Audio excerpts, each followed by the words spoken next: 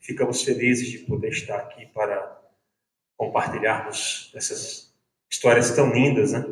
Dessa história tão linda, nossa história, falou o pastor Alberto. O pastor Alberto começou a falar aqui, eu fiquei lá atrás, Senhor, deixa ele falar o resto, porque ele está falando tão bonito. Eu vou poder ficar como vocês estão, né? Aproveitando essa oportunidade de aprender. Queridos, antes da gente começar a palestra propriamente dito, eu queria apresentar para vocês alguns materiais. São indicações que eu costumo fazer e faço porque conheço e sei a qualidade dos livros. Então eu quero começar indicando para você que tem filhos, sobrinhos, parentes que estão no mundo universitário. Se você tem algum jovem parente que vai entrar na universidade, Mantendo a Fé na Universidade, o J. Budzielski, é bem difícil de escrever, mas é mais fácil de se falar. E ele escreve um livro que dá orientações de como esses jovens, de como rapazes e moças devem se posicionar, o que eles devem fazer, como se comportar no ambiente universitário. Um outro livro, né, dessa feita escrita por um pastor brasileiro, Valmir Nascimento, O Cristão e a Universidade. Esse livro aqui é para você que está na universidade, para você que batalha no campo universitário, independente da sua demanda ou não, e é de extrema importância para a sua manutenção intelectual. Esse livro é um livro que tem abordagens filosóficas, teológicas, é um livro para quem já foi ou para quem está na universidade, para quem ensina ou para quem gosta de uma leitura mais filosófica. Você que está aqui, que queria aprender um pouquinho sobre essas teologias contemporâneas, um livro do pastor Silas Daniel, chamado A Sedução das Novas Teologias. Esse livro não é um livro novo, mas é um livro onde o pastor vai fazer uma abordagem muito interessante sobre essa questão das novas teologias e falando sobre a teologia narrativa, teísmo aberto, teologia quântica, ortodoxia generosa, todos esses temas que para a gente chegam muito sutis, mas são extremamente perigosos, tá? E por último, um livro que você precisa ter. Se não puder comprar nenhum deles, compre esse. Uma Breve História do Domingo, um livro de Justo Gonzalez. Gonzalez, na área da história, não precisa de apresentação, né? Nós já conhecemos bem. Quem foi meu aluno aqui de culto cristão? Eu uso muito do Gonzalez nas minhas aulas sobre culto cristão, e certamente é uma fonte muito importante, historicamente uma abordagem profunda, mas ao mesmo tempo clara, né? Não deixa ninguém preocupado. Certamente, ao longo da semana, para você que vem, nós vamos ter mais apresentações, né? Quando termina, eu sempre fico por aqui, e aí você pode também fazer alguma outra pergunta relativa a essa questão de literatura. Política de desconto que a CPAD trabalha é de 30% para os livros da CPAD. Esses livros aqui que eu apresentei são todos a 30%, e 20% para materiais de terceiros, né, materiais de outras editoras. Tá? Como o pastor Daniel falou, na sexta-feira vai ter um sorteio, então, de preferência, não perca, porque o irmão William disse para mim que na última vez que eles fizeram isso, há uns 15 dias no Seminário Batista do Norte, o diretor da CPAD disse que só poderia sortear para quem tivesse presente. Quando eu digo diretor, é o irmão Ronaldo, que é o diretor-geral da CPAD lá no Rio de Janeiro, São Paulo, Rio de Janeiro, né? Lá no Rio, e ele deu essa ordem. Tá? Então, não perca, até porque vai ser muito enriquecedor. Eu queria que você abrisse comigo sua Bíblia, querido, por favor. Eu não vou fazer uma exposição bíblica hoje, mas queria que você abrisse comigo sua Bíblia no livro de Jeremias, no capítulo de número 6. Eu queria que você abrisse comigo sua Bíblia para a gente fazer essa leitura juntos. Por que essa leitura, pastor Samuel? Nós vamos falar hoje, irmãos, essa conferência como um todo é sobre o resgate da nossa tradição. A nossa tradição batista, ela é riquíssima, mas infelizmente ela foi abandonada e esquecida.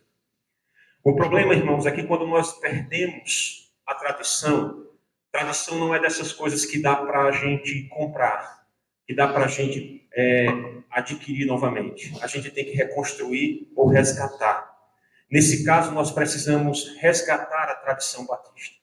E, infelizmente, nós temos encontrado nesse caminho muita dificuldade de resgatar essa tradição. Para vocês terem ideia, agora em setembro de 24, mais especificamente no dia 10 de setembro, os batistas no Brasil completam 153 anos. Né? O primeiro culto realizado, né, aqui no Brasil, vão fazer já 153 anos. E note como nós temos dificuldades de ter, por exemplo, boa literatura sobre a história dos batistas. Eu tive na CPAD, o pastor Daniel entrou em contato, os meninos ajudaram a gente como puderam, mas o que se tem em língua portuguesa sobre a nossa tradição batista é muito pouco. É muito pouco. E eu vou dizer, nesse texto que eu vou ler, um dos motivos. 6,16 de Jeremias diz assim: assim diz o Senhor, ponham-se à beira dos caminhos e olhem e perguntem pelas veredas antigas qual é o bom caminho, andem por ele e vocês acharão descanso para a sua alma, mas eles dizem, não andaremos neles. Precisa explicar mais nada não, né? Eu quero começar, irmãos, a minha fala dizendo que uma das razões de nós não termos o que deveríamos ter está no fato de que a culpa é nossa. Nós temos em 2021, no último censo, pelo menos que eu consegui achar, nós éramos quase 2 milhões no Brasil. E a nossa tradição ainda é muito pobre nesse sentido. Nós temos poucas faculdades conservadoras, nós temos poucos materiais de boa literatura sobre a nossa história, de bons teólogos, mas eu quero louvar a Deus porque nos últimos 20, 25 anos, pastor Alberto, está havendo um resgate da tradição batistas. Os batistas estão entendendo o que eu entendi. Eu passei por uma crise, vou embora para a igreja presbiteriana. Pessoal, aí quando eu cheguei lá, não fiquei por 2 motivos. Primeiro, a água é pouca. Água pouca nem para beber, irmão. Olha o tamanho da jarra que botaram para mim. Segundo, fui para a palestra e o pastor disse assim, como dizia Charles Spurgeon, eu digo aí, Spurgeon não é de vocês não, o negócio está errado, eu acho que eu estou indo no caminho errado. E aqui no seminário, alguns dos antigos alunos conheceram o pastor Herbert, e Herbert disse, Samuca, o problema não é ele não, é a gente. A gente é quem está tentando procurar quem a gente não tem que procurar. Nós estamos tentando ir atrás de quem não tem que ir atrás. Nós temos uma tradição, e uma tradição riquíssima. Mas deixa eu explicar para você, tentar explicar, só primeiro dizer para você que gosta desse assunto vai sentir falta de muita coisa. Você que não conhece esse assunto vai ter muita informação e precisa ir atrás, porque eu tive que sintetizar aqui mais ou menos uns 80 páginas. Tá? Minha esposa está ali, a testemunha. Fica de pé para o pessoal te conhecer, por favor. Aí, Sayonara. E ela é testemunha da leitura, né? Tem uma hora que ela diz assim, eu não vou ligar o liquidificador agora não, porque você está estudando. Se não ligue, não me atrapalha mais não. Depois que você é professor de seminário, nada me atrapalha. E aí, basicamente, eu tive que resumir aqui para 50 minutos, se Deus me desse essa graça. Pastor Claudiano, incrédulo, disse que eu não consigo. Eu acredito nele, mesmo ele sendo incrédulo. Porque não é incredulidade nem maldade, não. É que ele conhece um amigo que tem. Mas eu poderia muito bem fazer um curso tranquilo com esse tema. Porque é muita riqueza. E note que eu estou com um único recorte. Primeiro, em 152 anos, por que isso acontece, pastor? Em 152 anos, falando de batistas no Brasil, muita coisa foi adicionada à nossa tradição. E aí, desculpem, porque vai ter algumas horas que eu vou parecer um pouquinho apressado ou azedo, mas vamos começar pelo fato de termos a inclusão da administração para os pastores. Uma coisa que a gente não costuma fazer, eu até converso com o pastor Alberto e digo, pastor Alberto, a gente precisa resgatar isso.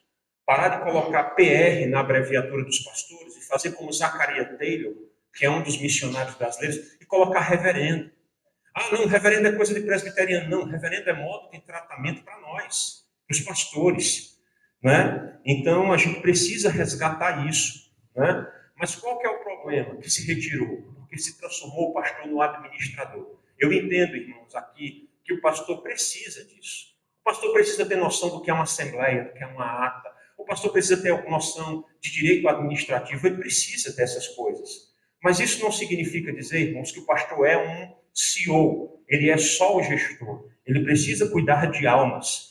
Mas vemos que a cada tempo que passa, os pastores batistas têm sido moldados, não todos, como gestores, como terapeutas, como palestrantes, e tantas outras coisas que fogem às regras que as cartas pastorais, pastor Vinícius, deixaram para nós, de cuidar do povo, de cuidar do rebanho.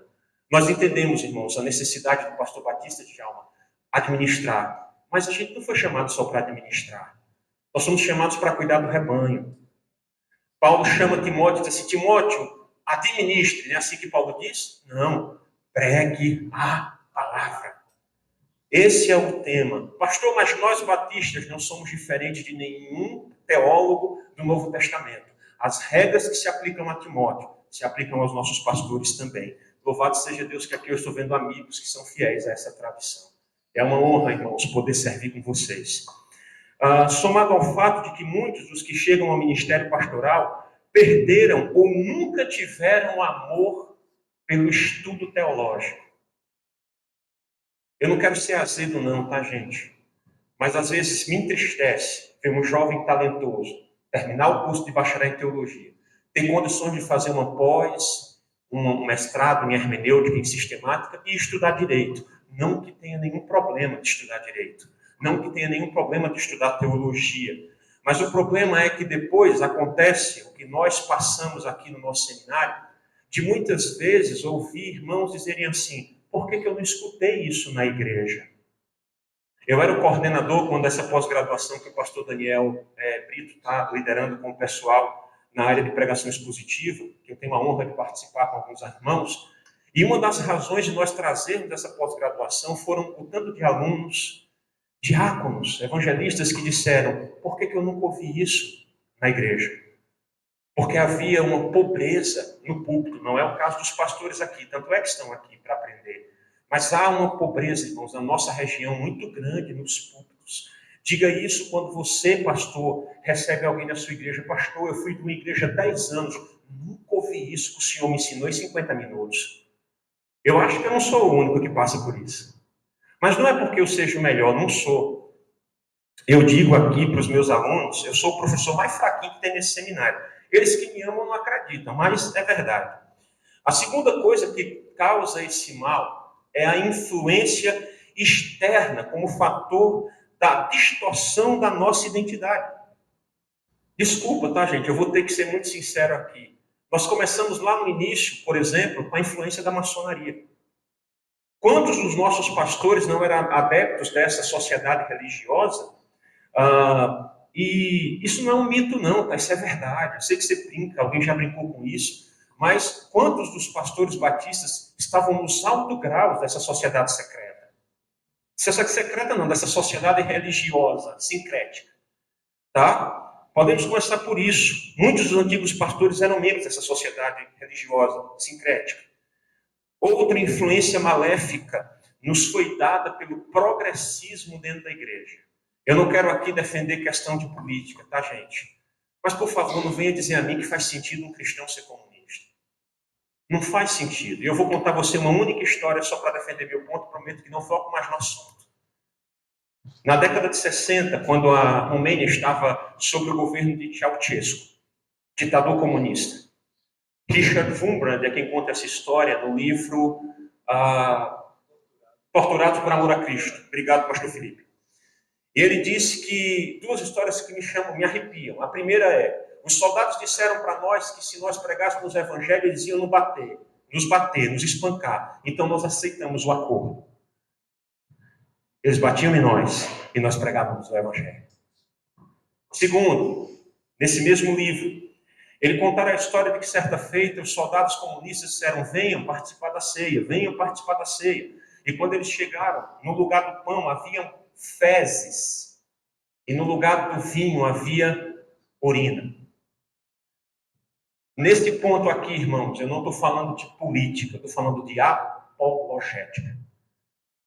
Analisando, o pastor Djalma está ali, pode me ajudar, especialista na área da filosofia. O problema dessa tese errada no nosso meio é que ela é materialista. E para o materialismo sobreviver, ele tem que negar as coisas espirituais. Ele tem que negar o metafísico, Jackson. Então, isso é um problema, tá? E aí, vale lembrar isso. Outra influência é isso, tá? Na última metade do século XX, nós temos também a influência do liberalismo teológico, sutil, feito uma chuva que cai de noite e derruba os barrancos. Chega falando de humanidades, chega falando de ciências sociais e vai destruindo a igreja, vai destruindo a fé, e daqui a pouco você está feito aqueles 3 famosos cavaleiros, né, do Apocalipse que tem aqui no Brasil, que é um aluno do outro.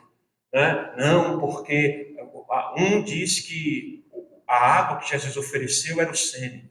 O outro diz que você pode fazer o que você quiser. E o terceiro agora está falando de o homossexual tem que ter orgulho gay como cristão. Não faz sentido nenhum. Mas isso é o fruto do liberalismo teológico.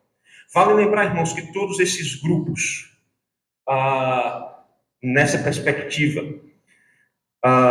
contra o qual não temos problemas, a única influência que a gente não tem problema hoje são os pentecostais. Influenciaram a Igreja Batista, influenciaram. São os únicos que nós não temos, pastor Felipe, problema, são irmãos em Cristo, mas a nossa identidade é a nossa identidade. Que coisa boa ouvir hoje hinos do cantor cristão cantado em um coral. O último hino que cantamos eu filmei e mandei para um pastor amigo meu congregacional que muito me ajudou nessa palestra, pastor Thomas, porque o último hino é da Sarah Calley, né? Então, nós não temos problemas com os irmãos pentecostais, são nossos irmãos em Cristo. Agora, os demais, irmãos, você tem que olhar com muita suspeita. Eles minaram e destruíram nossa identidade. E nós não podemos aceitar. Em terceiro lugar, a ausência da fidelidade doutrinária. E eu não estou falando aqui da questão calvinista, não. A gente vai entrar para frente. A Igreja Batista sempre teve 2 grupos nessa questão e sempre teve suas dificuldades. Mas eu falo da questão doutrinária, ouvir, como eu escuto, de irmãos que são membros de Igreja Batista, dizer assim, estou saindo da minha igreja, porque o que eu escuto no púlpito é muito pouco para alimentar minha alma. Eu não quero que o pastor que está no púlpito da Igreja Batista, não sei onde ela vai estar, seja igual a mim. Mas eu, quando vou numa Igreja Batista, pastor Daniel Brito, eu espero ouvir o pastor Batista, com boa exposição bíblica, que alimente o rebanho, que confronte o rebanho com a palavra de arrependimento, de santificação, de renúncia de pecado, são distintivos da pregação batista. E nós estamos esquecendo disso. Não, eu não vou falar sobre pecado, porque o povo já está psicologicamente abalado. Se eu falar sobre pecado, o povo não vem. Vem!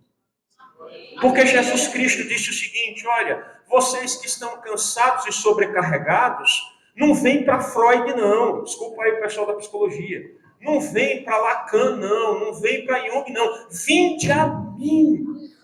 Então é ele quem pode fazer essas coisas. E isso é distintivo da fé batista. Em quarto lugar, e aqui é o mais assustador, a ausência de uma eclesiologia bíblica. Eu vou resumir numa única frase. Às vezes a gente deu autoridade demais para a Assembleia decidir o que não é competência da Assembleia.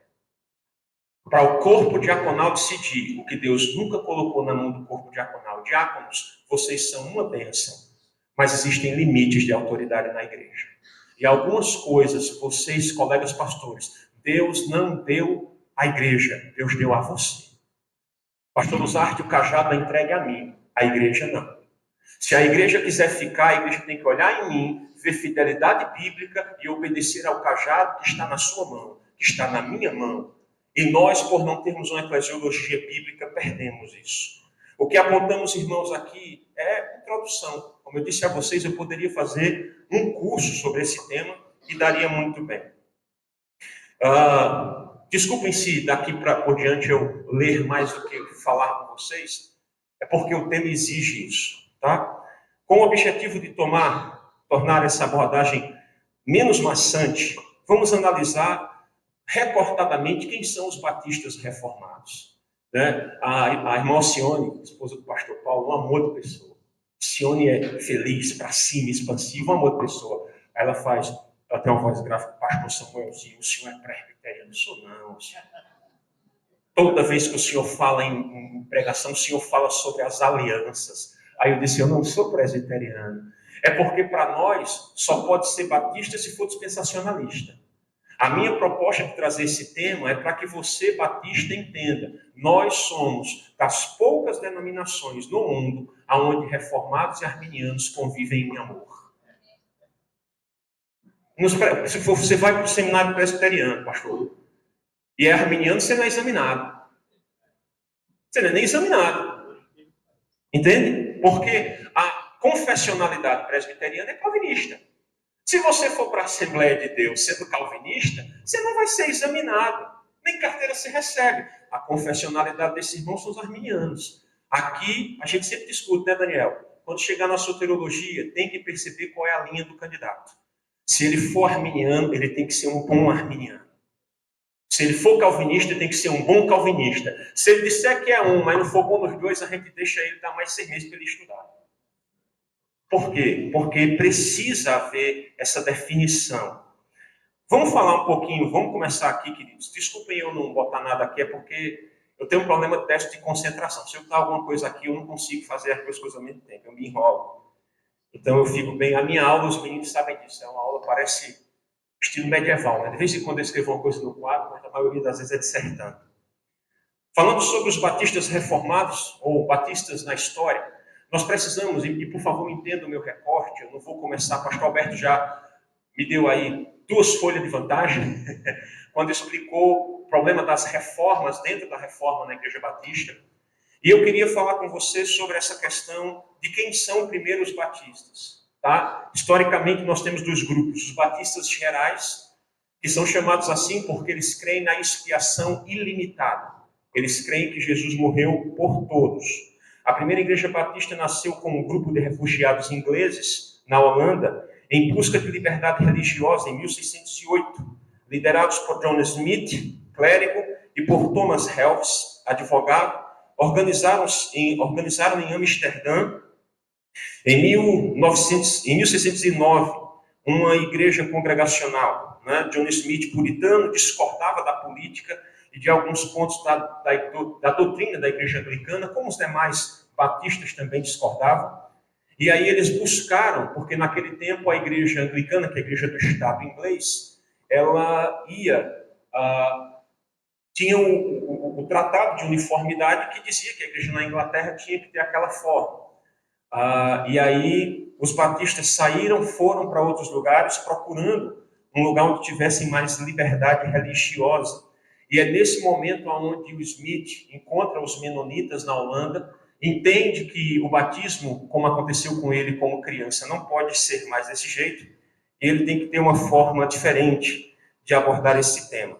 Né? Thomas Helves, ou Elvis, vai depender de como você quiser citar, em 1612 foi preso por publicar um folheto intitulado Declaração Breve ao Ministério da Iniquidade, no qual ele lutava contra a monarquia inglesa para determinar o seguinte: nós não podemos ter uma única igreja. Nós somos um corpo misto, e como corpo misto, nós precisamos ter mais pensamento, nós precisamos ter mais postura. O interessante, irmãos, é que esse é o primeiro tratado ocidental sobre liberdade de religião. É escrito por um protestante e um protestante batista. O primeiro tratado sobre liberdade religiosa é nosso. Se você não se orgulha disso e quer procurar outras tradições, fique à vontade. Mas o primeiro tratado sobre liberdade religiosa, esse tema, o pessoal que está aí na área de direito sabe que é tão abordado nos dias atuais, é nosso, pastor Jackson. É batista. Não é? E, para você ter uma ideia, ele possivelmente é a primeira obra na civilização ocidental a defender a liberdade religiosa e de consciência para todos os seres humanos, ou seja, até o princípio de liberdade de consciência, que a gente defende tanto hoje, a primeira vez que foi abordado num tratado, foi abordado por um pastor batista. O segundo grupo, é o grupo que eu particularmente faço parte, é o grupo dos batistas particulares, que creem na expiação limitada. Os batistas reformados, às vezes chamados pelo antigo nome de batistas particulares, são um grupo de batistas que evocam doutrinas calvinistas. E antes que você fique com medo, pastor, misericórdia, calma. Tem muita coisa sobre Calvino que a gente ainda precisa aprender também. Acho que às vezes quer mandar Calvino para o inferno, sem saber que muito do que é escrito sobre pneumatologia na Reforma, quem mais escreve é Calvino. Para resolver esse problema, o reverendo Augusto Nicodemos escreveu um livro, um artigo, eu acho, Calvino, teólogo do Espírito Santo. E por que ele escreveu esse tema? A gente sempre se preocupa com Calvino, com a predestinação. Calvino escreveu mais sobre o Espírito Santo, escreveu mais sobre a oração do que sobre predestinação. Só que a gente é preconceituoso, coloca o estigma no cara e deixa o cara lá. Então, mesmo você arminiano, você pode ler um calvinista. Como você calvinista, pode ler um arminiano. Né? Brincando lá, Carlos disse assim, pastor, eu vou lhe dar aqui esse presente. Ele mostrou as obras de Armínio, né? Eu disse, me dê. Eu não tenho não, e estou sem dinheiro para comprar. E se ele der, pastor, eu leio. O nome disso é honestidade intelectual. Eu tenho irmãos que pensam diferente de mim, e louvado seja Deus por isso. A alcunha batista reformada, que foi aplicada às vezes de forma taxativa, né, para desrespeitar, ela tem sua aplicação contemporânea, não sendo encontrada em documentos antigos, mas sendo encontrada mais recentemente, né, aí no século XX, para falar de quem são esses batistas. Agora, nos últimos 25 anos, como eu disse antes, há um resgate maior de batistas reformados. Então, se você quiser conhecer, já existem editoras, são especializadas em materiais dessa linha, e você pode procurar. Ainda sobre os batistas particulares, eram assim chamados porque criam na expiação limitada, que é um dos pontos do calvinismo. De novo, irmãos, só para lembrar o que eu vou dizer a vocês no final. Você crê na expiação ilimitada, você crê na expiação limitada, não torna você menos batista ou mais batista. Pastor Jackson vai falar sobre isso, pastor Omena vai falar também, e você vai ver que nós temos outros distintivos que nos caracterizam como batistas. Você pode ser calvinista ou arminiano. Amém? Então não se preocupe com isso não, tá? A visão particular da expiação é que Cristo, na sua morte, se comprometeu em salvar indivíduos particulares, os eleitos. Esta posição calvinista, alguns dos primeiros líderes batistas particulares que defendiam foram Hansard Knollys, William Kiffin, Isaac Bacchus e o Benjamin Kidd, que era contemporâneo de John Owen. Né? Embora empregados por grupos distintos e em tempos diferentes, nomes batista particular, batista calvinista e batista reformado subscrevem essa vertente do pensamento calvinista. Pastor Samuel, por que o senhor quer falar desse tema, está falando desse tema? Porque eu quero que você não tenha preconceito. Eu quero que você tenha uma fé madura. Eu cresço muito ao lado de irmãos que eu sei que são arminianos. Cresço mesmo. Eu já cresci muito lendo sermões, por exemplo, como os sermões de John Wesley, que na sua declaração dizia ser um arminiano. Eu cresço muito. Muitos desses livros que eu indiquei aqui para vocês, muitos não, quase todos os livros que eu indiquei aqui para vocês, todos eles, são de teólogos arminianos. E eu cresci lendo esses homens. Como você pode crescer lendo um livro de um calvinista? Não tem problema nenhum. Hoje nós temos, por exemplo, grande parte dos nossos expositores e pastores que escrevem comentários bíblicos como calvinistas. Por exemplo, você não gosta de calvinista. Já ouviu algum sermão do reverendo Hernandes Lopes? Já. É calvinista e batiza bebê. É o quê? Só que quando você tem uma perspectiva de pregar a palavra, de pregar a escritura, o resto é fácil. Porque você agrega mais do que espalha. Eu sou calvinista, meus colegas sabem que eu sou calvinista, e alguns deles já me chamaram para pregar na igreja deles. Sem medo, porque chamo, apesar das heresias, tu prega direitinho. Por quê? Porque quando eu vou pregar, eu prego a palavra.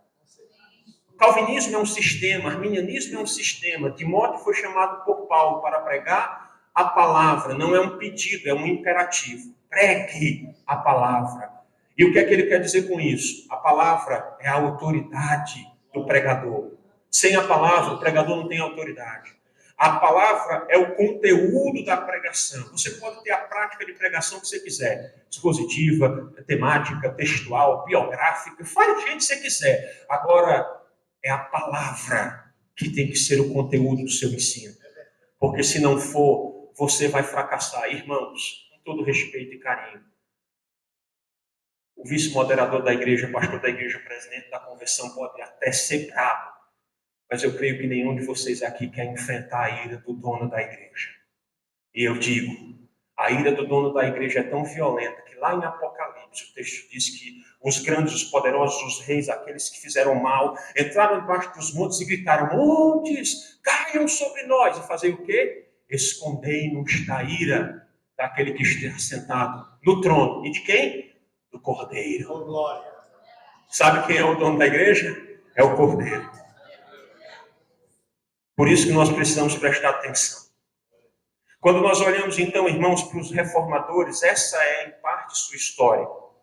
Sobre isso, eles usavam naquele tempo, nós estamos falando aqui do século XVII, antes de 1608, nós não temos nenhuma documentação sobre os batistas. O que temos a partir do século XVII e 609 por aí. E é interessante, irmãos, que o que mais aparece lá são duas declarações de fé, duas confissões de fé. A primeira confissão de fé londrina, que é de 1646, e a segunda confissão de fé londrina, que é a confissão de 1689, que é a mais famosa de todas, e é ela quem traça a teologia desse movimento chamado batistas calvinistas, ou batistas particulares. Eu precisaria de mais tempo para falar da história dos batistas em suas origens, mas evidentemente quem conhece do assunto sabe que seria uma tarefa impossível, né? E quem não conhece vai ter que ficar com esse gostinho mesmo de comia mais, só que infelizmente o tempo é pouco. Mas quem sabe a gente não aperfeiçoa esse tema e vai sentar aí para você que é batista reformado. Não, eu vou ser presbiteriano, não precisa. Você pode ser calvinista e ser batista do mesmo jeito. Tá, estou aqui. Amo os meus irmãos presbiterianos, pregam na igreja deles, eles pregam na minha igreja. Eu sou batista. O pessoal aqui conheceu o pastor Alexandre Maia dos antigos, Maia desse Samuelzinho. Vocês que não sabem desse apelido, me deram aqui no seminário. Apelido de seminário, depois que pega para tirar, é pior do que essa virose. Sai mais nunca. Samuelzinho, tu tem que ser presbiteriano. Tu tem jeito de presbiteriano. Eu digo, tem não, mãe. Eu ando com uma garrafinha azul, tá ali, de 800 ml, no ódio, que eu queria de 1 litro, mas não achei. Água pouca nem para beber, tu vem querendo me batizar o cabo com uma cuia d'água? Não, tem que ser muita. Negocinho de batizar com cuia d'água, meu irmão. Eu quero batizar 10 pessoas com 25 mil litros d'água. Aí, para sair todo mundo molhado, batismo para mim é assim. E o batista ainda cantando, glória, glória aos anjos. Aí, ó, eu me arrepio. Glória, aleluia. Se tiver alguma dúvida, queridos, só deixa eu fazer um comentário importante. Eu, como Paulo, sou devedor a muitas tradições. Eu tive professores aqui que são congregacionais, presbiterianos, a quem eu devo muito. Eu vi, cadê Benedita? Estava por aí, Bené está ali. Bené foi ovelha do bispo Robson Cavalcante, que palestrou várias vezes aqui nesse seminário, a convite nosso, e eu aprendi muitas valiosas lições com ele. Então, eu sou devedor dessas tradições. Mas quando eu estou falando aqui de ser batista, é porque é o que eu sou. Não desfaz do que os meus irmãos são. Eu tenho irmãos em Cristo que eu digo, são mais crentes do que eu. Congregacionais, assembleianos, anglicanos, pentecostais. Mas eu, Samuel, sou batista.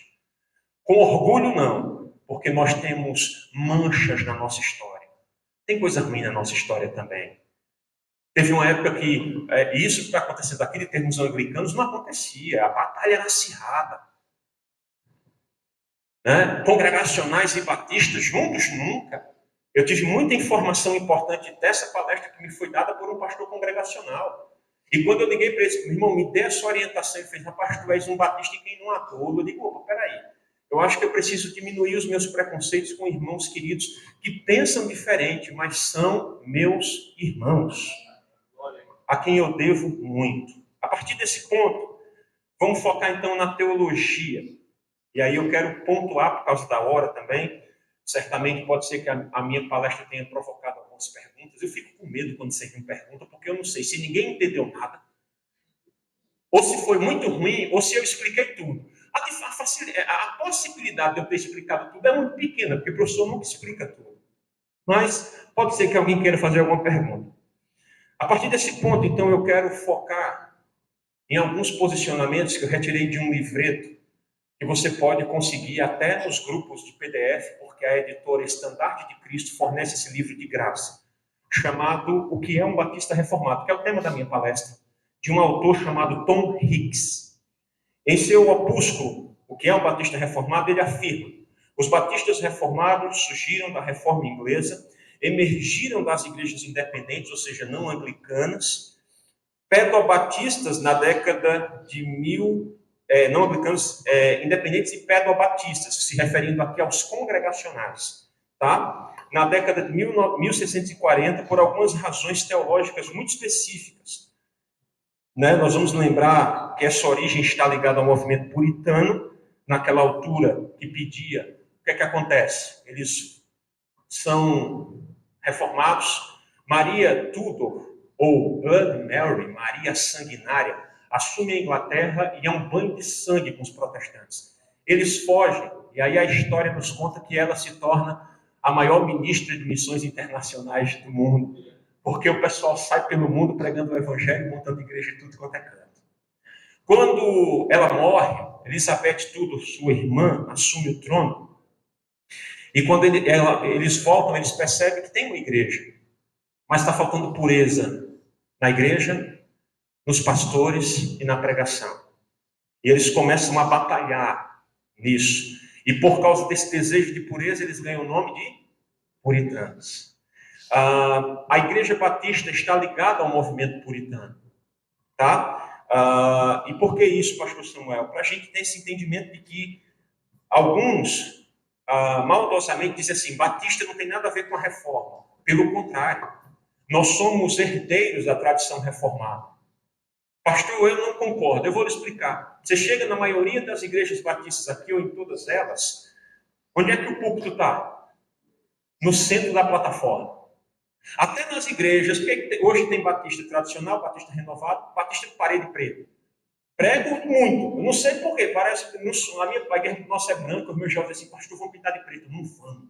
Mas o pessoal que tem igreja de parede preta me chama, e eu vou com o maior carinho. Não tem problema nenhum. Me deixando pregar o evangelho, é só não me botar num barril, tá? Se me botar um barril, eu jogo o barril na sua cabeça.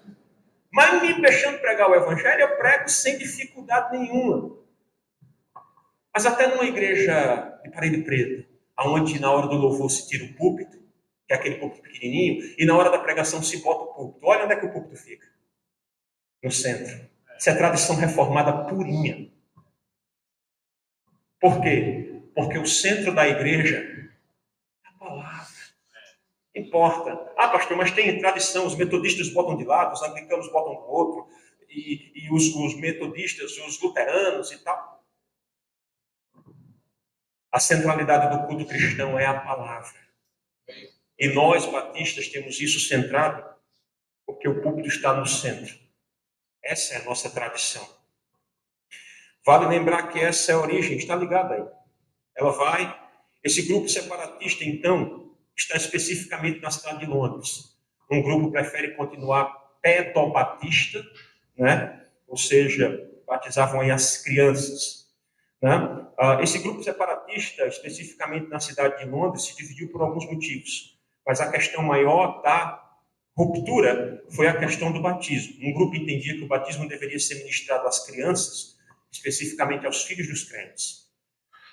Outro grupo entendia que essa ordenança deveria ser ministrada apenas àqueles que tivessem consciência de seus pecados e de seus atos. O primeiro grupo ficou conhecido como pedobatistas, e aí os nossos irmãos no Brasil, presbiterianos, anglicanos, luteranos, são pedobatistas. Pode ser que dentro desses grupos haja alguma diferença, mas majoritariamente são pedobatistas. Os congregacionais não, mas eu vou explicar para vocês por quê. E o segundo grupo, que cria assim, né, foi chamado de credobatista, por batizarem apenas aqueles que têm condições de testemunhar e crer. Eu sou batista porque eu batizo como credobatista. Adventistas também batizam. Adventistas também são credobatistas e são imersionistas. Então, não é só a forma de batismo que nos define como batistas, mas essa foi a razão da ruptura. Nesse ponto, uma curiosidade chama a nossa atenção. O grupo de reformadores independentes em Londres são os congregacionais. No entanto, aqui no Brasil, os congregacionais são credobatistas, ou seja, não batizam crianças. O mais notável disso é que a culpa é nossa. A razão pela qual os congregacionais não batizam no Brasil, uma das prováveis razões é a influência batista. Eu vou explicar para você por quê. Primeiro, nós temos o fato de que no século XIX, quando o congregacionalismo chega aqui, no mundo ele já estava tendo muitos problemas. Estavam aderindo ao movimento presbiteriano ou estavam aderindo a movimentos heréticos, como o unicismo, que descrê da Trindade, né, descrê das três pessoas na Trindade. Alguns grupos se juntaram aos presbiterianos, outros abraçaram heresias. Segundo, o trabalho de Robert Calley, quando chegou no Brasil, primeiro na Igreja Fluminense, depois na Igreja Pernambucana. Você passa ali na Rua do Príncipe, está lá. Aquele nome congregacional foi adicionado posteriormente, tá? Ali não tem o nome congregacional, é só a Igreja Evangélica Pernambucana, depois que o nome é colocado. A mesma coisa que acontece na Igreja Evangélica Fluminense, no Rio de Janeiro. Né? Então, por não gostar, por ter um pensamento anticatólico, Robert Calley, então, é uma das razões prováveis que retirou esse tema. Certo? Terceiro, Robert Calley era influenciado profundamente por ninguém mais, ninguém menos que um pregador inglês chamado Charles Haddon Spurgeon. Como assim, pastor? Escute. Pelo que se pode verificar de cartas que estão contidas na Igreja Evangélica Fluminense, eram trocadas entre Calley e Spurgeon, a tal ponto que, certa época, Calley mandou um seminarista brasileiro estudar na escola de pregadores de Charles Spurgeon. E essa pode ter sido uma das razões. A última razão pela qual os congregacionais não são pedobatistas no Brasil é a influência dos batistas na teologia de John Owen. John Owen é o príncipe dos puritanos, chamado assim. Dizem que ele é o Calvino de língua inglesa. Você imagina que para um calvinista isso é um elogio e tanto, né? Calvino de língua inglesa. Certamente um apelido que Calvino não aceitaria que ninguém tivesse. Pra vocês terem uma ideia, sei que talvez fale um pouquinho mal de Calvino sem conhecê-lo. Quando Calvino foi enterrado, ele disse assim: eu não quero que coloquem nome nem número na minha lápide. Eu quero que vocês apenas coloquem a expressão pecamos. O túmulo dele é achado, né, posteriormente, mas na ocasião ninguém soube onde Calvino foi sepultado, porque não gostava desse tipo de coisa, né? E Owen se aproximou muito da tradição batista.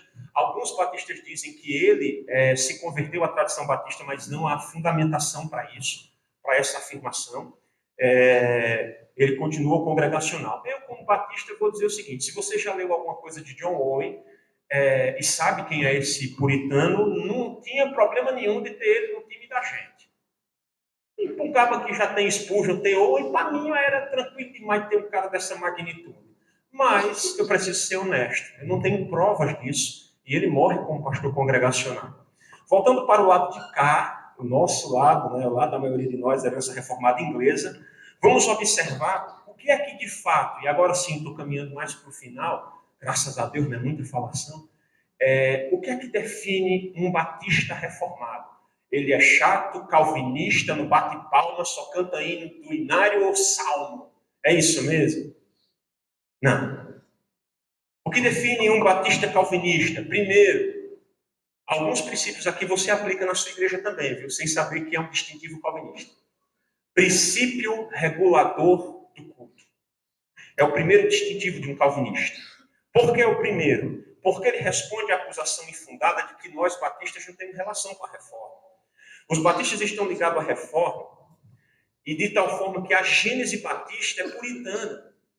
E mais ainda, esses santos servos de Deus, puritanos, tinham em mente que o culto só pode ter o que a Bíblia determina que ele tenha. Em outras palavras, se em alguma parte da liturgia não pode ser provada escrituristicamente, ela deve ser retirada do culto. Escute o que eu vou dizer. Se alguma parte da liturgia na igreja, para os calvinistas, batistas reformados, não pode ser provada pela escritura, tem que ser tirada do culto. Ao mesmo tempo que, se algum ponto na liturgia é determinado pela escritura, ele não pode ser retirado do culto. Esses dias encontrei um pastor calvinista. Na minha igreja nós não tiramos oferta na hora do culto. Eu disse, por quê?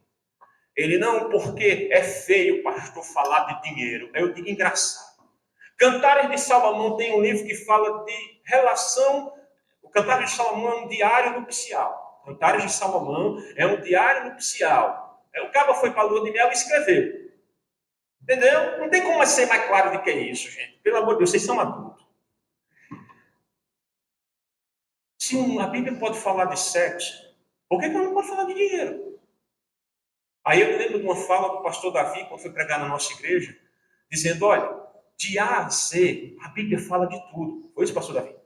De A a Z, a Bíblia fala de tudo. Só que o que acontece? Lembra lá da influência externa? Por amor a alguns irmãos na igreja, que não gostam que fale de dinheiro, a gente não fala de dinheiro. A gente chega aqui na reunião da ordem, o pastor Alberto chega aqui, irmãos, a gente tem uma meta missionária para missões estaduais de tantos reais por cada igreja. Mas na igreja não pode falar de dinheiro. Quem disse que não pode? Ah, pastor, porque não tinha oferta. Veja, essa questão de oferta é cultural. Beleza. Aí lá em Atos dos Apóstolos, a oferta era tão importante que Barnabé vendeu um lote, certo? Aí você, para resumir a história, você lembra aí de Vencedores por Cristo. Guilherme que é cantando. Como fruto do amor de Cristo, fruto do seu compromisso, vendeu um homem o que tinha e repartiu. Era seu nome Barnabé, natural de Chipre, também chamado de José das Consolações, homem bom e piedoso, cheio de temor e fé, homem de Deus. Ele fez o quê? Vendeu o terreno e entregou aos pés dos apóstolos para ser distribuído. Beleza, dinheiro não é importante. Aí veio um casal. Para bajular o apóstolo, fez uma mutreta. Bem feita. 9 dedos era. É bem possível. É bem possível. Muitas vezes tinha só 9. É bem possível. Eu não vou nem discordar.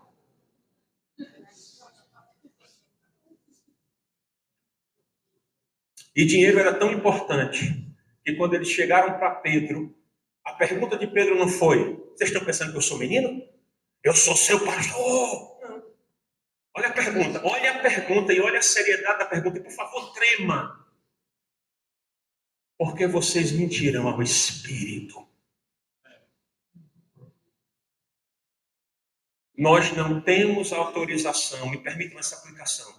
Nós, batistas, não temos autorização para retirar do culto aquilo que a Bíblia diz que tem no culto. Não, pastor, não precisa de palavra hoje, mas no culto cristão tem ensino da palavra.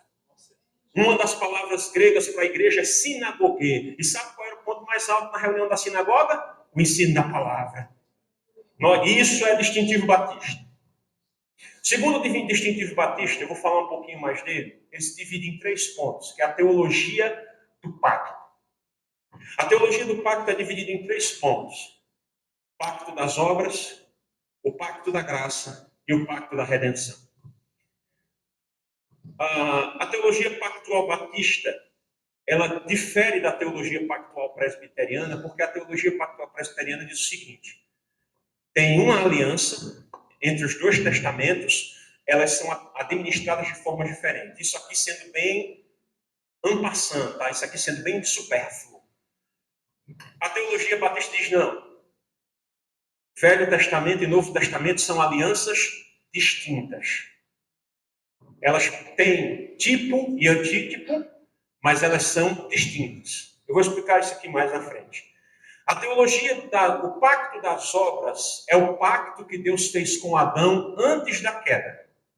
O pacto das obras é a aliança que Deus fez com Adão antes da queda. Essa aliança exigia de Adão que não comesse da árvore do conhecimento do bem e do mal. A quebra desse preceito resultaria em morte. Todo mundo sabe disso. Gênesis 2, 16, 17. Note bem, diferente dos anjos, foram criados todos de uma vez só e não podem se multiplicar. O homem não. Deus criou todo mundo num homem só. Não, pastor, no casal. Eu também já disse isso. Mas depois eu descobri que não. O mundo estava inteiro num homem só. A raça estava inteira num homem só. E a mulher? De onde é que Deus tira a mulher? Então a raça estava inteira num homem só. Do homem Deus tira a mulher. E desse casal Deus faz a raça. Ele, portanto, é o que nós chamamos de cabeça pactual ou cabeça federativa. Ou seja, aquilo que Adão fizesse de certo e de errado seria bom ou ruim para a gente. É aquela hora que o seu coração grita: ah, miserável. Eu dou a você esse direito. Porque Deus disse a ele: maldita é a terra por tua causa, e por causa do teu pecado tu vai ter que, olha, suar. Aí tu que acorda 5 da matina para ir trabalhar, 2 homens para ir, 2 para voltar, ainda tem que vir para o seminário, vir um gordo chato, careca e barbudo. Rapaz, tem que ser muito crente. Aí tu faz: Adão, miserável, deixa eu chegar lá em cima. Calma. Eu quero dizer para você que eu vou contar o resto da história. Tem um Adão que a gente vai ver lá, mas não é esse não. Esse Adão foi o que bagunçou tudo. Nós vamos para lá por causa do segundo Adão, que resolveu o problema inteiro. É esse Adão que a gente quer ver. O primeiro não tem interesse para nós não. Serve de nada. Mas esse segundo Adão não. Esse segundo Adão foi quem consertou tudo. Fernando Angelim, no seu livro Teologia Bíblica Batista Reformada, disse que a árvore do conhecimento do bem e do mal era um testemunho visível de que Adão não podia pecar, porque se ele pecasse, ele morreria. Ou seja, toda aliança tem um objeto que a representa. Toda aliança tem um objeto que a representa. Está aqui. Essa aqui representa a minha aliança com a minha esposa. Né? Na mão dos irmãos está aí. Ano passado, eu fiz... Ano passado não, em 22. Ano passado, tá certo, 23. Eu tive a honra de celebrar a renovação de voto dos meus pais. 40 anos de casamento, bodas de esmeralda. Nunca tremi para fazer uma renovação de voto. Nesse dia, as pernas pareciam do Ivara de Bambu. Jesus! Olhei para a sorte não é para ser eu não. Ele fez: Samuca, não tem ninguém melhor do que tu, não. Ele: por quê? Porque tu é a testemunha mais viva desse casamento. O resto já tudo foi para a glória. Ele: é verdade. Eu fiquei nervoso. E aí chegou numa hora, pastor Jackson, que eu tive que abençoar. É emocionante, Daniel. Se você passar um dia por isso, você vai saber. É emocionante. Você tem que abençoar as alianças dos seus pais. A pastor Felipe mexe com o coração. Eu nunca tremi tanto para abençoar um pai de aliança, porque aquele objeto era o símbolo da aliança. A árvore do jardim era o símbolo da aliança que Deus tinha com Adão, mas Adão quebrou a aliança. Só que, não chore não, quando Adão quebrou a aliança, Deus chamou Adão e disse: tu estás aonde? Não, porque aí começa a história. Aí Deus disse: beleza, porque você pecou, vai acontecer isso. A terra é maldita, vai comer carnes e abrolhos, vai produzir carnes e abrolhos, você vai comer do suor da sua mulher, você vai ter aumentado as suas dores de partos, seu desejo será para o seu marido, serpente, o rastejarás, comerás o pó da terra, colocarei inimizade entre ti e a mulher, entre a sua descendência, apontando para uma descendência no plural, e o seu, entre a tua descendência, no plural, e o seu, no singular, masculino, descendente. Ele esmagará a sua cabeça, e tu lhe ferirás o calcanhar. Aqui começou o pacto da graça. Adão não merecia, eu não merecia, você não merecia. Aí Deus disse assim, agora começa o pacto da graça. Um dia vai vir um que vai esmagar a cabeça da serpente. Aí a gente se empolga e lembra de Romanos, quando Paulo está terminando, diz assim, em breve, o Deus da paz esmagará Satanás debaixo dos nossos pés. Por quê? Porque quando esse homem da graça chega, o que ele conquista, a igreja conquista também. Isso é princípio batista, viu? Precisa de intercessor, não. A gente já tem Jesus, viu? Precisa pedir a Nossa Senhora, não. Senhora de Fátima, Aparecida. Não, vou lá em Cecinha, subir o morro de escada, suba. Subir o morro de joelho, vá-se embora, porque ganhou uma moto 250 da Yamaha, suba. Não há intercessor ante a Trindade mais poderoso do que o Filho. Porque o Filho não intercede com vós, pastor Luzarte. Ele mostra os cravos nas mãos, as marcas nas mãos, as marcas nos pés, e o testemunho dele dizendo, eu morri por você. Pastor Josenildo, pastor Vinícius, meus amigos, não tem coisa mais gloriosa para pregar do que essa não, meus irmãos. Isso é nossa tradição, pastor Alberto. Nós não temos outro sermão. No pacto da graça, Deus faz uma promessa à descendência, que a descendência da mulher esmagaria a cabeça da serpente. O objeto veterotestamentário da aliança da graça. O pacto da graça diz respeito de maneira pactual como Deus, preste atenção, como Deus quis salvar pecadores mediante Cristo. Em outras palavras, como bem expressou um escritor chamado Pascal Denot, o pacto da graça é simplesmente a salvação em Cristo Jesus e a vida eterna oferecida pelo Evangelho. Isso é distintivo batista.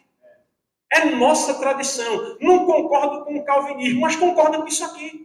É o que você faz, pastor, todo domingo. Oferecer a vida eterna para os pecadores que creem em Cristo. Como? Pelo Evangelho.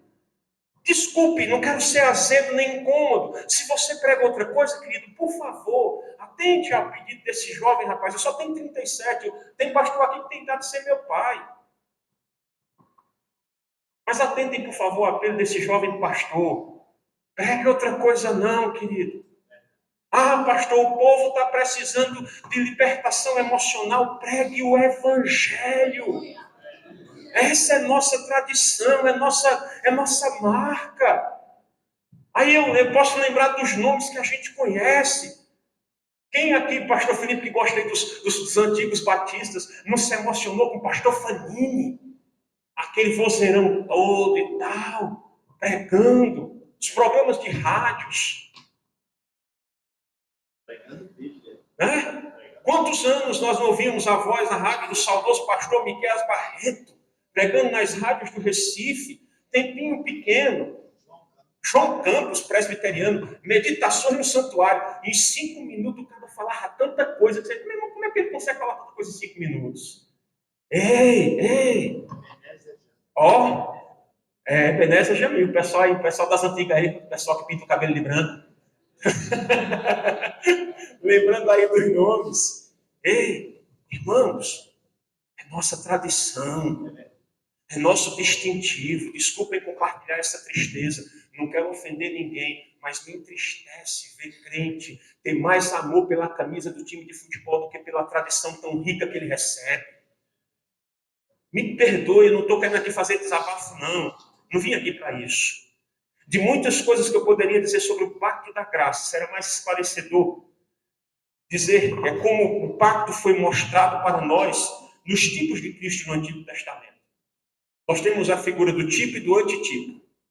O tipo é uma pessoa, lugar, uma instituição ou um evento histórico designado por Deus para apontar para uma coisa do futuro, para apontar para um lugar, uma instituição, alguma coisa ou pessoa do futuro. O antítipo,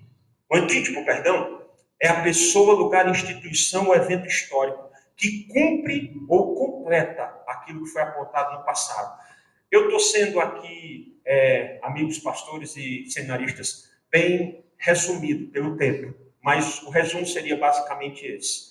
Tá? E aos colegas pastores e professores, se quiserem fazer alguma correção depois, estamos aqui. Deus faz, então, eu vou citar aqui pelo menos 4 alianças que Deus faz. A primeira aliança Deus faz com Noé. E como é que Deus faz essa aliança? O pecado vem, toma conta, Deus levanta Noé e prega para a geração dele. A geração não se arrepende, Deus coloca Noé numa arca e salva. E no final de tudo, passado o dilúvio, o que é que Deus faz? Uma aliança com Noé. Qual era o símbolo da aliança? O arco-íris. Desculpa, tá, gente? Vocês não entenderam o que eu vou dizer. Posso ser processado? Posso, mas vou dizer. É nosso, tá? Não é deles, não. Digam amém. Eles querem que eu seja preso sozinho mesmo, né? Olha que maravilha. É só que eu seja preso sozinho mesmo, né? Não, o seminarista vai comigo. O seminarista vai logo comigo. Não é deles, não, é nosso. Ah, pastor, mas está lá para representar, escute. É para uma família constituída de pai, mãe e filhos. Pai, mãe e filhos, marido, mulher e filhos, que o arco-íris aparece como aliança do Senhor. A segunda aliança Deus deu a Abraão. O símbolo da aliança a Abraão não é muito bonito, não. É uma circuncisão. Cortar o prepúcio, o excesso de pele do órgão genital masculino. Masculino, tá, gente? Masculino. Os feministas vão... Aqui não, porque as mulheres são mulheres de Deus. Alguma feminista, se ouvir isso, vai ficar com raiva. Não existe violência nesse sentido para a mulher. Isso são coisas de religiões e práticas de povos que não têm Deus como Senhor. Deus nunca disse que queria que as mulheres fossem mutiladas. Só para deixar claro.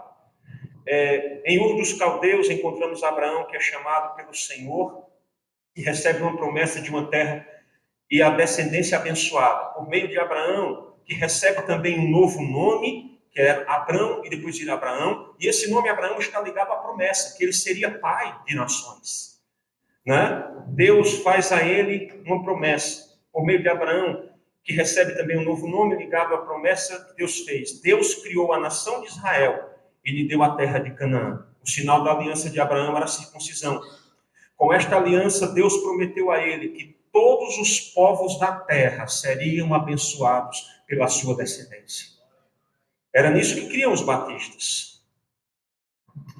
Neste ponto, Neemias Koch, um pastor batista, contemporâneo ali da Assembleia, que fez a segunda declaração de fé batista, em 1689, disse o seguinte: Abraão deve ser considerado de 2 maneiras. Ele é o pai de todos os verdadeiros crentes. Segundo, ele é a origem e o pai da nação de Israel. A aliança de Deus a Moisés, a terceira aliança que eu quero citar aqui, ela é dada em forma da lei. E a lei é manifestada de 3 formas: moral, cerimonial e civil. Como civil, ela se refere ao povo de Israel. Como cerimonial, ela se refere ao culto em Israel. Mas como moral, ela se refere a todos os povos da terra. Não, pastor, olha, não tem problema não. Eu chegar na igreja, participar do ministério de louvor e ser desobediente aos meus pais. É quebra do 4º mandamento. Não, pastor, tem problema não. Eu pegar energia sem ter contador. É quebra de mandamento. Não furtarás. Tem problema sim. Pastor, não tem problema eu ser cristão e abortista. Tem. É quebra de mandamento. Não matarás. Isso é distintivo batista. E se você às vezes perguntar para os nossos adolescentes, me diz aí o 9º mandamento da lei de Deus. Aí ele faz: Sei não. Porque nós desaprendemos esse detalhe. Tinha 3 coisas que toda criança cristã, na época da reforma, tinha que saber: a lei de Deus, o Pai Nosso e o credo apostólico. O credo que a gente não usa mesmo, né? Esse negócio de crer na Santa Igreja Católica, ninguém vai dizer isso, né? Mas aí a gente vai discutir isso em outra palestra, quem sabe. Deus faz a última aliança, e essa é a que a gente mais ama, que é a aliança que ele faz com Davi. Deus fez uma aliança com Davi e promete que ele e que um dos seus descendentes, um herdeiro, promete a ele um dos seus descendentes que será herdeiro do seu trono e será herdeiro para sempre. Nós sabemos que ele está falando de Jesus. E note, irmãos, apesar de Davi ter pecado, da sua descendência ter feito tudo errado, dele ter tido morte, assassinato, fratricídio na sua própria casa, incesto na sua própria casa, tem uma coisa que eu quero colocar aqui como consolo para a sua alma, que nós batistas reformados cremos. Deus persevera em lhe amar. Pastor, como é isso? Veja, olhe no espelho. E veja como a pessoa que você olha no espelho é tão falha, é tão pecadora. Eu já disse aos meus alunos, eu uso gola clerical não é porque eu tenho vontade de parecer com o padre, não, porque é chato quando a turma me pede a bênção na rua. E não é piada, a turma pede.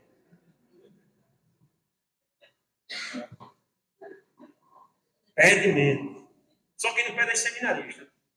Passa assim, o padre não, volte aqui e peça a bênção. Mas sabe por que eu coloquei? Porque eu pregava com a pessoa, rapaz, que pregação boa. Aí eu chegava em casa, que pregação boa. Aí um dia eu usei. Quando eu cheguei em casa, pastor Jacques, que eu olhei no espelho, aí eu lembrei, a clesma era a cola, era a argola que o escravo colocava no pescoço para dizer assim, eu quero continuar servindo a esse Senhor. Aí quando eu cheguei todo bonitão, eu gostava do sermão, aleluia, vão me chamar de novo, que eu olhei no espelho, está lá a argola dizendo para mim, ei, guri, tu é só o escravo, irmão. Não tem glória para tu, não. Não existe glória para escravo. A glória é do Senhor. Não tem glória para servo. Glória. Deus persevera em nos amar. Pastor, eu não creio no calvinismo, mas eu gosto disso aí. Claro que você gosta. Quem não quer ser amado por Deus? O pacto da graça é sustentado pelo pacto da redenção. Terceiro pacto. O terceiro pacto diz o seguinte: o pacto da redenção é descrito pela Confissão de Fé Batista de 1689 como aquela transação pactual entre as 3 pessoas da Trindade. Eles se reuniram e disseram, vamos fazer. E nessa reunião, cada um teve um papel. O pai senta e planeja. O filho vem e executa. O Espírito Santo vem e aplica. Em outras palavras, isso aqui independe de você ser calvinista ou arminiano, tá? A Trindade está trabalhando na sua salvação. A Trindade está trabalhando na sua salvação. É por isso que você não parou. Por isso você não desistiu. Em quarto lugar, o pacto da redenção se divide em 4 partes. O pacto da redenção serve como fundamento para o pacto da graça. Se tem graça, é porque antes da graça, lá na eternidade, Deus nos amou. Está lá em Efésios capítulo 1. E Ele nos amou antes da fundação. Ele nos amou e Ele nos predestinou em amor antes da fundação do mundo. Aí você pergunta para um batista calvinista, o que é que tinha antes da fundação do mundo? Salvação. Salvação. É isso que a gente vai responder. Não tinha nada, tinha. Deus já tinha decidido salvar o homem. Você não está salvo de agora. Você é salvo por um amor antigo. Você não foi amado quando nasceu. Você foi amado quando Deus, na eternidade, decidiu entregar o seu filho para executar o plano da salvação. É por isso que você olha para você e vê como é que um pecador miserável como eu ainda não foi abandonado por Cristo, porque ele sabe por quem morreu. Eu estava ouvindo a história ali do meu amigo pastor Djalma, que eu conheci tantão de tempo. Quando ele contou, de guerra, não, Djalma tetra full, né, Djalma? Aí a menina chegou e disse, Deus te ama, foi isso? Aí o cabo disse, eu vou largar com essa vida. Ele foi para o seminário, virou pastor, está aí, ensinando filosofia. ensinando pastor. Me explica isso, eu explico. Na minha tradição, não foi porque ele teve força de sair da escravidão, não, que escravo não sai sozinho, não. Foi porque o amor antigo de Deus por ele disse assim: você é meu. Pastor, eu não creio nisso, é um direito seu e eu lhe amo mesmo assim. A teologia dos pactos também é chamada de federalismo batista e revela que esses irmãos mantiveram a teologia firmada no calvinismo, por isso que eles eram calvinistas. Uma outra característica dos batistas reformados era o zelo pela lei de Deus. Eu já falei um pouquinho aqui do posicionamento da lei de Deus, e isso que acontece. A Confissão de Fé Batista diz o seguinte: a lei moral obriga para sempre a todos, tanto pessoas justificadas como as demais, a obediência da mesma a isso apenas que diz respeito à matéria nela contida, mas também no que diz respeito à autoridade de Deus, o Criador. Ou seja, não importa se você é crente ou não crente, os 10 mandamentos obrigam você a obedecer a Deus. Quanto à questão da confessionalidade, irmãos, os batistas reformados históricos eram completamente confessionais. Eles não eram só biblicistas. Biblicista é o que diz o seguinte: só a Bíblia. Mas espera, para poder interpretar a Bíblia tem que conhecer grego, hebraico, exegese, hermenêutica, teologia sistemática. Nós precisamos de outras ciências. A gente não pode ser só biblicista. Nós discutimos isso na pós-graduação. Uma pessoa com muita fé, mas sem nenhuma técnica, ele vai interpretar que texto? Então você precisa sim dos livros de apoio. Por isso esse tipo de evento aqui. Irmãos, desculpem ter falado tanto, eu nem tenho noção de quanto tempo foi que eu estou falando. 1 hora só? Só? Tá vendo? Eu falei menos de 1 hora. Falei. De todas as palavras que eu poderia usar aqui, creio ser necessário apenas dizer: enquanto batistas, calvinistas, nós não somos maiores do que nenhum outro batista. E também não somos menores que nenhuma denominação. Nós temos uma tradição. Nós temos uma história. Nossa história pode ter manchas, ter nódoas, mas é a nossa história. Você pode ter um primo que não vale nada, mas é sua família. Você pode ter tido um problema lá horroroso na sua vida pessoal, mas é a sua história. Há manchas na nossa história, mas elas não apagam a beleza. Existem manchas na nossa história. Vamos pensar nós, enquanto batistas nacionais, o pastor Jackson vai falar sobre isso. Um dia fomos expulsos, na década de 60, do Seminário Batista, da Comissão Batista Brasileira, com todo respeito aos meus irmãos brasileiros que estão aqui. Hoje nós temos plena comunhão. E aí nasceu uma outra denominação, sobre a égide de ninguém detém, é obra santa. A frase que o pastor Rosvaldo de Araújo disse ao pastor Darcy Guilherme dos Reis: Rosivaldo, a gente foi expulso do seminário e agora, calma, ninguém detém. Essa causa é do Senhor. E hoje nós temos a honra de abençoar irmãos que estão do outro lado e são nossos irmãos em Cristo.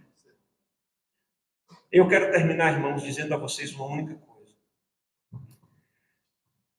Quero apenas lembrar que, mesmo sendo batista reformado, não estou aqui para defender que a minha linha de pensamento me torna melhor do que você.